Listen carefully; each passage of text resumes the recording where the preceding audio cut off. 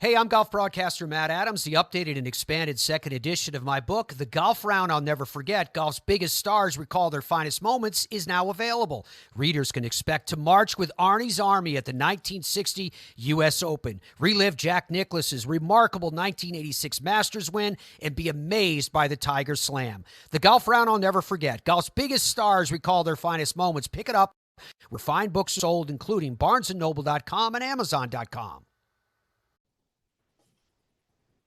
I'd like to welcome everybody back to the Football's Family Podcast. And as we're recording this, it's just about a couple days left in 2023. So I hope everybody has had a pretty good year. If not, then you have a couple days to get to look forward to next year. And hopefully next year, 2024, will be even better. I've got a special guest today. Would you like to introduce yourself? Yeah, I'm Harv Aronson. I'm also on the Sports History Network, and I have a podcast called Total Sports Recall. And we basically cover all sports, interviews, and then topics, mostly from history. But no sport is left unattended on my podcast. Well, Harv, I'm looking in the back, and I like to look in the back of people's houses on Zoom, their rooms on Zoom. And I noticed two things. I can't tell the one right over your right shoulder, but he has the picture of Muhammad Ali. I believe that's over. It's the punch where he's standing over, and I cannot remember the person he knocked out in that one. Sonny Liston. Sonny Liston. That's what. Yes, I remember that. It was Sonny Liston. Yep. And then you have the terrible towel. So are you a Pittsburgh native? Absolutely. I was born and raised in Pittsburgh, and that terrible towel that you're looking at, that actually was given to me by a friend who was at one of the Super Bowls. So it's quite old because that was one of the 1970s Super Bowls, but I've held on to it ever since. It is an original Myron Cope terrible towel. I actually have one of those as well. Maybe not a Super Bowl one, but I have one that if you look at it now, the lettering is falling off of it. It's what we call classic. When you get to be in your 40s, you're no longer old, you're classic. And I resent people who call us old. It's classic, please. Thank you. Well, if you're old, then I am much older because I'll be 65 next year. Well, there you go. You're classic. Exactly. My father. And I was lucky. Go ahead. Yeah, go ahead. No, I was just going to say I was lucky and fortunate enough to grow up in the 70s, which in Pittsburgh was one of the best eras to ever grow up in because we had 4 Super Bowl champions, 2 World Series champions. It was quite a time. Now, my father-in-law was a native Pennsylvanian, I believe, in the Pittsburgh area. He told me the city, but I don't know geography in Pennsylvania. But I have one from him, and actually over my shoulder right here, I have a Pittsburgh mini helmet, which doesn't fit into the rest of my helmets, which are better, maybe not Super Bowl better, but just look better. Not this year, especially. Not this year. These guys have made me sick. That's all I can say about that. Oh, no, Tennessee. Yeah. Hey, don't feel bad. Us Steelers fans are struggling right now, so hopefully we found a quarterback that'll do a little better than Kenny Pickett. So we'll find out tomorrow. You struggling? You got more than 5 wins. Don't tell me about struggling. No, Harv, tell me. Yeah, well, Jeremy, we lost 3 in a row that we should not have lost. I still think this season is going to come down to the Ravens and the 49ers, and it's not. Don't give the 49ers grief for what happened. The Ravens are the better team, but they'll probably meet again in the Super Bowl, and it'll probably be different. I agree. But tell me, Harv, about yourself and about you. You told me a little bit about your background in the 70s, and I remember seeing a picture recently with Terry Bradshaw, and I think it was Willie. My mind went blank. It's 8 o'clock in the morning here, and I'm not functioning. Willie Stargell. They're at an iron or a steel mill. Is that correct? Yeah, well, Pittsburgh is obviously a steel city, and back in the day, we were the biggest producers of steel, and that industry kind of died in the 1980s.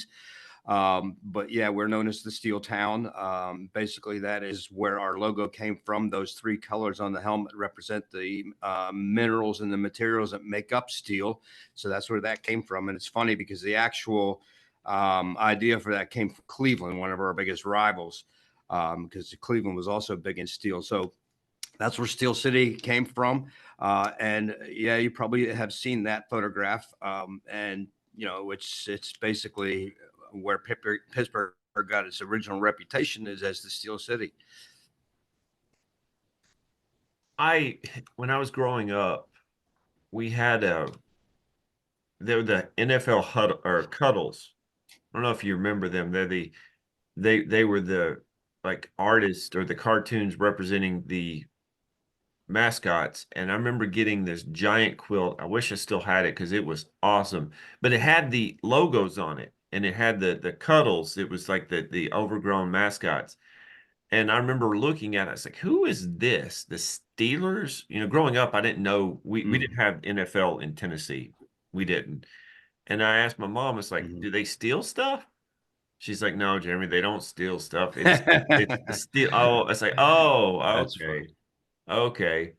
Uh, we had Tennessee had the Volunteers. That was our closest thing to the NFL. When the Titans came, it's still not going to supplant the Volunteers because they've only been here for like 25 years.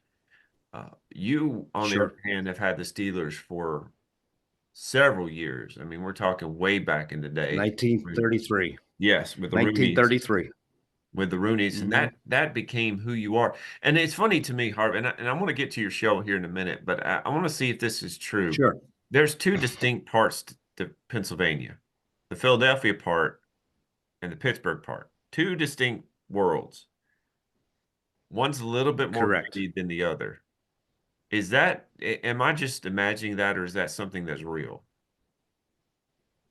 Well, yeah, we're on opposite ends of the state. So if you go all the way west, you're going to hit Pittsburgh. If you go all the way east, you're going to hit Philadelphia. And there's definitely a dislike between the two cities, and they're miles apart. It would take you 8 hours almost to get from one side to the other. And obviously, on the Philadelphia side, you got the Eagles fans, and our side, you've got the Steelers fans. And in between, it's a toss-up. Some will like the Eagles, so some will like the Steelers, like because Lancaster's in the middle of the state. Of course, you got Penn State in the middle, and then you've got University of Pittsburgh, and they used to be bitter rivals. That's neat to me. I didn't realize how big Pennsylvania was. Tennessee's about 6 or 7 hours from tip to tip. I didn't realize it was that big. Is that something that is still a huge rivalry up there, the Eagles and the Steelers? Yeah, I think they get along a little better now. I mean, they don't play each other that often. But the interesting thing is that many of your listeners may not know, Steeler fans will know it, but in 1943, because of the World War II shortage of players, the Philadelphia Eagles and Pittsburgh Steelers combined forces, and for one season became the Steagles. Eagles, and you'll actually, and they actually have shirts that you can buy that say Steagles on it. And they weren't a bad team either. They almost made the playoffs, actually. That again, that's hilarious to me. But you have to make due to man shortage due to the war. You just do. Now tell us. I could talk about this for hours, but like I told you earlier, Zoom does not want me to do that. So tell me about your show. Okay, so Total Sports Recall. Originally, I'm a sports historian. I love history, sports history, and I'm a writer also, as well as being a podcaster. I minored in journalism in college. I've been writing since high school, so it's a long time. That's from 1975 since I've been writing sports, but I had started out with a YouTube channel, and it was Sports History Remembered. I was going to focus on sports history. And that my wife suggested, you should do a podcast. Everybody's doing podcasts. So I came up with the idea, but I wanted to change the name because I don't want to just do sports history. That's going to be the focus of it, but I want to cover other topics as well. And my byline is with the Pittsburgh twist, because obviously we'll have Pittsburgh topics, and I also call it sports from a different angle. And what I mean by that is I don't want to just cover the major sports, football, baseball, basketball, hockey, etc. I want to cover any kind of sport I can find. So I actually have a guest coming on that went to school with me at Slippery Rock State College, then now Slippery Rock University, and he was a champion wrestler. He may be coming on. So we'll be covering a different array of topics. And then I just try to get interviews. And as you mentioned, Tennessee, Jeremy, actually one of my very first guests was former Steelers punter Craig Colquitt from Tennessee, Oh yeah, University of Colquitt. Tennessee. Him and Dustin. Yep, still lives in Tennessee, and he was one of my very first guests. And he and I used to exchange emails way back, and so I contacted him this year, and he came back on my show, and that is listed under my podcast for anybody who wants to go back and listen to that episode. But great guy. And he and I still exchange texts, and he's actually talking about getting Dustin and his other son, Britton, both who had played in the NFL, on together on one of my shows when the season ends. He said it would be the first time the three of them have ever been interviewed on one show. So if that happens, that'll be very cool. All of them have won a Super Bowl. So that's the other interesting twist about that. But yeah, I try to cover any sport possible and array of guests and topics. I went and found this. Have you gotten to talk to Steve Massey? Not yet. Okay. If you can get him, I know of that podcast. Yeah. Yeah, if you can get him, he wrote a book about the 1947 Pittsburgh Steelers. Fantastic guest. It would be right down your alley. He's a very neat dude and very good book. I like how you blend. It's you do a little bit more. Well, you do a lot more blending about the history than I do. But I love talking with people and from just the tech or the emails that we've been sending and just talking to you, you got a very good personality, so that probably makes it a lot easier for people to open up. Well, I appreciate that. No, no problem, no problem. I've always tried to be a people person. So well, it's hard to do because I read somewhere it's like I try to be a people person, but there's way too much people out there to be personable, so it's hard to do.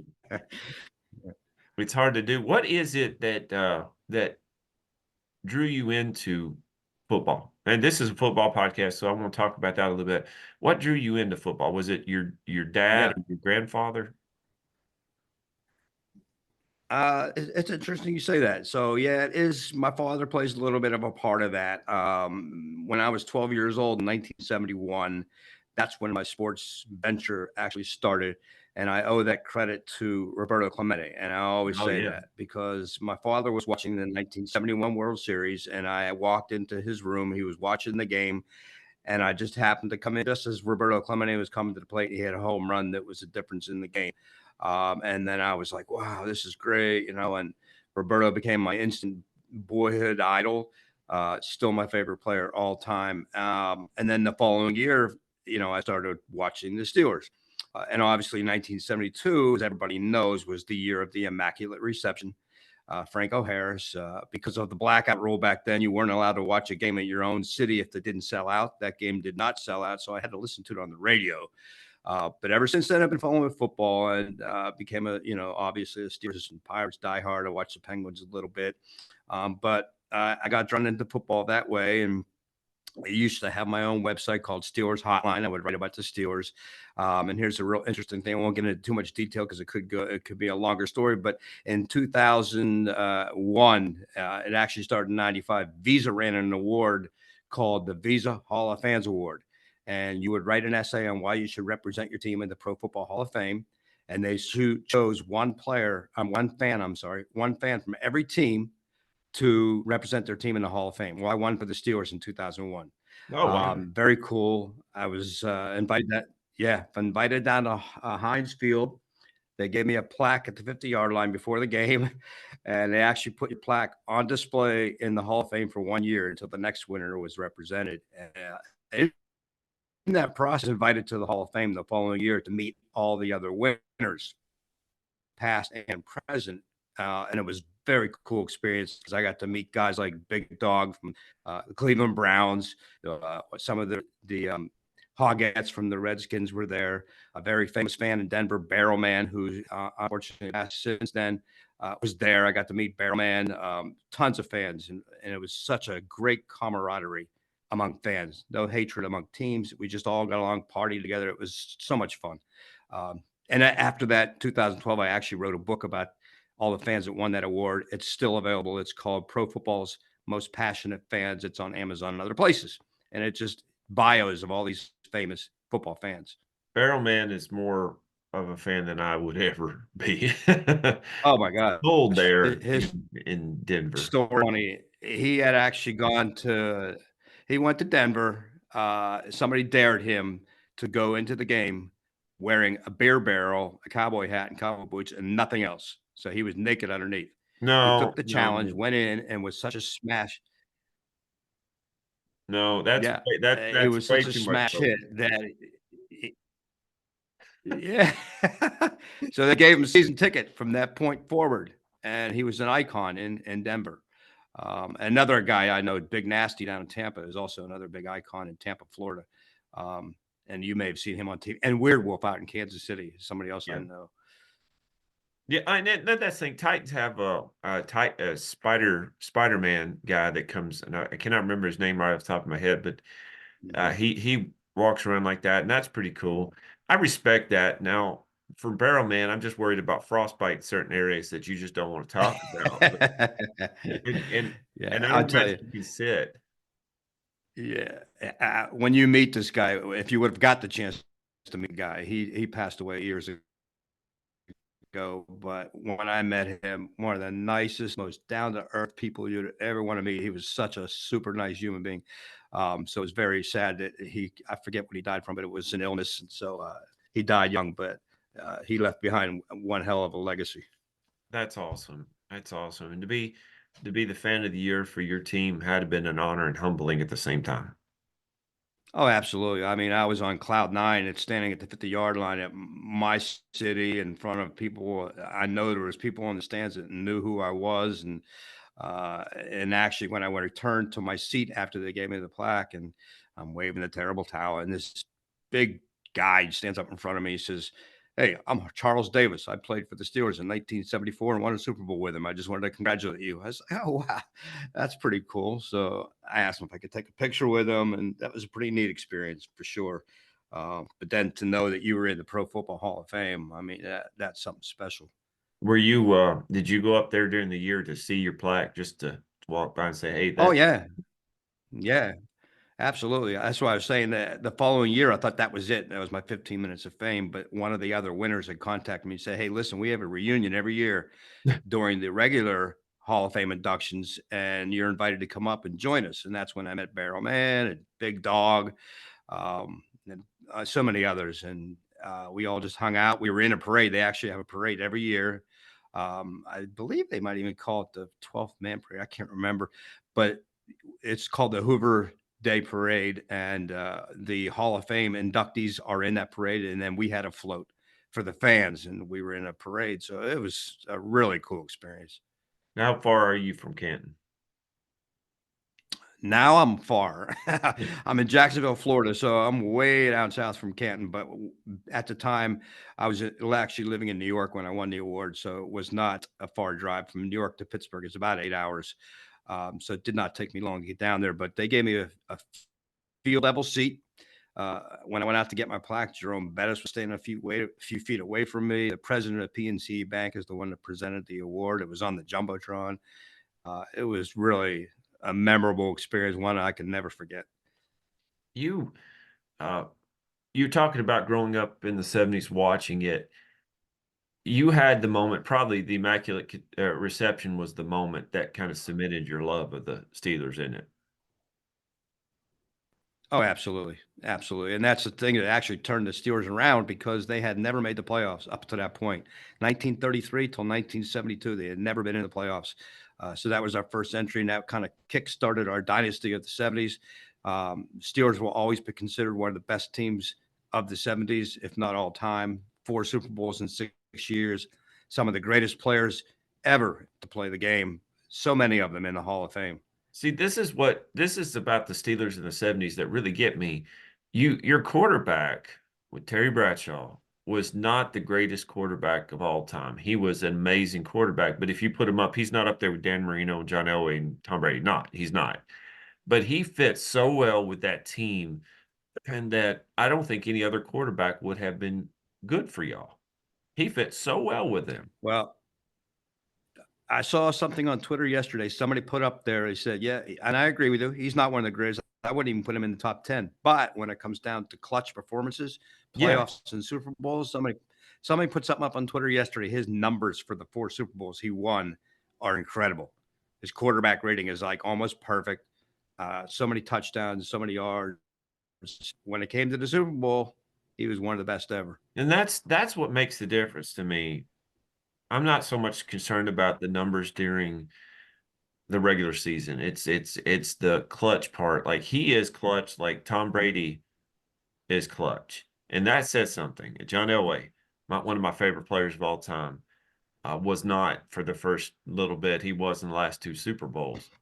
But Terry Bradshaw did it for 4 Super Bowls, and that's just amazing to me. And that to me shows the type of play that you grew up with, because you had. I mean, I'm looking at the drafts that y'all had from 1969 on to get where you are. Free agency was not a big deal, so it was all in-house. Mm-hmm. That tells you had an amazing coach, obviously, and then you had an amazing front office and an owner that stayed out of it. Mm-hmm. And Bill Nunn was one of our longtime Yes. scouts. They knew what they were doing, and they would find talent deep down into the draft. Not somebody was considered first, second rounders, but they would go deep into the 5th, 6th, 7th rounds and find talent down there. And then, of course, you have Donnie Shell, who's just recently put in the Hall of Fame, was not even drafted, and became one of the best safeties and special teams players ever. So Steelers had a knack for finding talent. And it was amazing that some of the players they came up with and how far down they dropped in the drafts that nobody else found them. And 1974 is obviously the greatest draft ever. It's hard to argue that one because you had John Stallworth, Lynn Swann, Mike Webster, and Jack Lambert all in one draft, all in the Hall of Fame. Crazy. You'll never see that again. Jack Lambert's one of the scariest human beings I've ever seen in my life. My favorite player. I was going to ask you who your favorite player was. Oh, absolutely. I mean, I have several favorites. He's right there at the top of the list. Hines Ward is another one of my favorites. He was a throwback, and unfortunately, he did not get voted into the Hall of Fame this year. He's getting screwed, I think, on that deal because he belongs there. I heard somebody saying something yesterday about numbers. He doesn't have the numbers, and he's only known as a blocker. But that's not true. He holds many Pittsburgh Steelers receiving records, and my argument is always, if Lynn Swann and John Stallworth in the Hall of Fame, they may have won more Super Bowls than Hines, but Hines has the better numbers. He belongs there. Yeah. Great player. I looked at John Stallworth. To me, is not the issue. He, to me, was a better all-around receiver than Lynn Swann. Lynn Swann was very highlight driven. Although he was a good receiver, I'm not saying he wasn't. But if you're going by pure numbers, Hines Ward, hands down. It's a different league to get it. I always love to tell everybody, go back to YouTube and Google Hines Ward, Keith Rivers. And this is where Hines came up with a saying, you have to have your head on a swivel, because Keith Rivers was running a play and wasn't watching, and Hines Ward just absolutely blasted him into the next world, broke his jaw. One of the hardest hits you'll ever see. But that's the way Hines Ward played the game, and that's why I loved him, because he was just played hard, blocked hard, always smiling. You won't find a guy that smiled as much as Hines Ward. I was telling my daughter about Ed McCaffrey. I remember Ed McCaffrey. Of course, he originally played for the Giants, but then he made his name with the Broncos. Was not the flashiest receiver, was one of the better receivers I've ever seen. But he hit with a force of a blunt object. To me, the closest connection that I could find, or closest, the comparison, is Hines Ward. If you have a receiver who is undersized, Hines Ward was not a big guy, is not a big guy, but who could hit like that, good night. Nope. I remember that. Charles Johnson was another Steelers receiver we had. Charles Johnson was also a very good blocker when we had him as a receiver. And you don't see that now. You don't see that now. You don't see a lot of receivers wanting to block. There are some, Mhm. but if you don't sell out for the run anymore, you don't. Uh, we had a couple of receivers here in Tennessee that would do that, but it's not very. Harv, I'm getting to the point where like I told you, Zoom is telling me. Let me ask you a couple Sure. questions real quick. Okay, number one, where can we find you on Mhm. Twitter or on podcasting? Okay. I appreciate you allowing me to do that. You can go to any one of the main podcast outlets: Spotify, iHeartRadio, Apple Music, Amazon Music, Apple Podcasts, and of course I launched from Captivate. Any one of those, you can find my podcasts. They're all there. I've done 15 interviews, so they're all listed. Terry Hanratty was on my show, Craig Colquitt, among many others. And it's On Twitter, fantastic, by the way. my Fantastic. Twitter handle, yeah, and they are a lot of fun to talk to. My Twitter handle is at TSR 59. That's TSRHARV 59.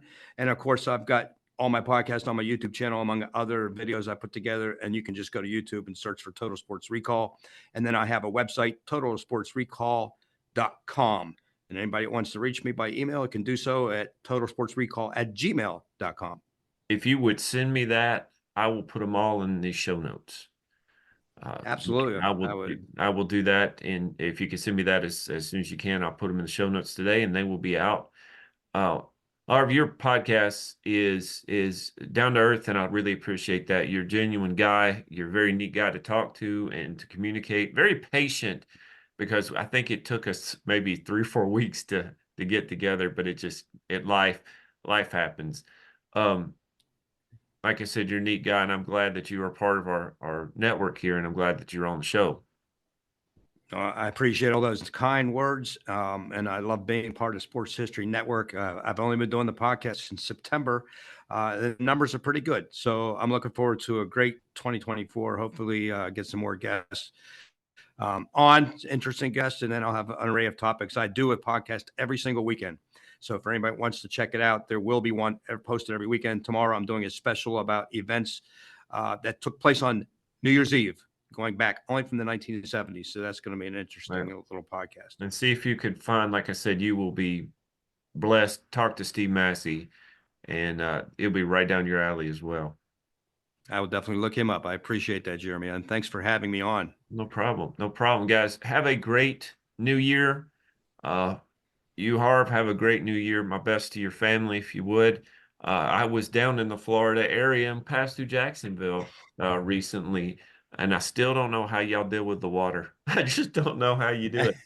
My daughter's like, Dad, something's wrong with the water. I'm like, no, there's nothing wrong with the water. It's just how it works here. Yeah, I don't know if you're talking about drinking water, but we use bottled water, so we don't. Oh, we got drink the this is funny, and I know we're kind of running short, but I'll finish with this. So we go down to Orlando.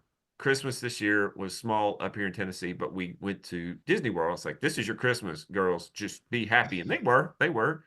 But they got in the shower and said, something's wrong with the water. We smell awful. I'm like, it's the water. No. In Florida. It's just what it is. It's just what it is. Yeah. Well, if you're ever back down in the Jacksonville area, Jeremy, you surely let me know.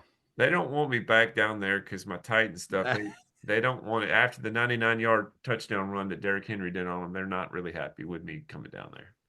Well, if you don't mind, one real fast story. The Jacksonville Jaguars have lost 5 out of 7 games. The last time we played them this year, they desecrated the terrible towel. They disrespected it. And there's a curse to the terrible towel. Believe it. If you do something to the terrible towel, something bad will happen to you. Yeah. Since that game, Jaguars have lost 5 out of 7. Yeah, the Titans did that. So go terrible towel. Titans did that too. So yeah, I remember that. All right. Bengals did it once too, and they paid the price. Thank you for listening to the Football's Family Podcast. Thank you, Harv, for being on. Thank you. Hey there, sports history fan. This is Arnie Chapman, a.k.a. the Football History Dude, and I hope that you enjoyed this recent episode presented by the Sports History Network and were able to learn some good old-fashioned sports history knowledge nuggets. I started the Sports History Network back in 2020 with the mission to help podcasters find a community of like-minded sports history nerds, as well as helping aspiring podcasters to start their own shows. We have a little bit over 30 shows on the network right now covering all sorts of sports history, but as far as I'm concerned, we're just at the toothpick in the ocean moment, that can't even figure it out because there's so much more coming. We wanted to create the ultimate headquarters for sports yesteryear, starting with Podcast Network and our website, but we're going to continue to move into other mediums as well. And here's the cool part, because we want you to be part of our team. So if you're interested in starting your own podcast, or maybe being a guest on one of our shows, or who knows, maybe even writing an article for us over on the website. Seriously, all you gotta do is reach out to us on the contact page over at sportshistorynetwork.com. You can be as technologically savvy as a Neanderthal tapping on a stone trying to figure out this whole hieroglyphics thing back in the day.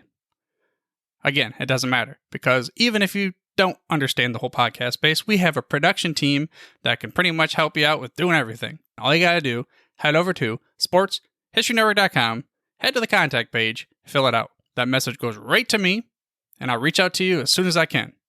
But for now, dude, I'm through if you're through.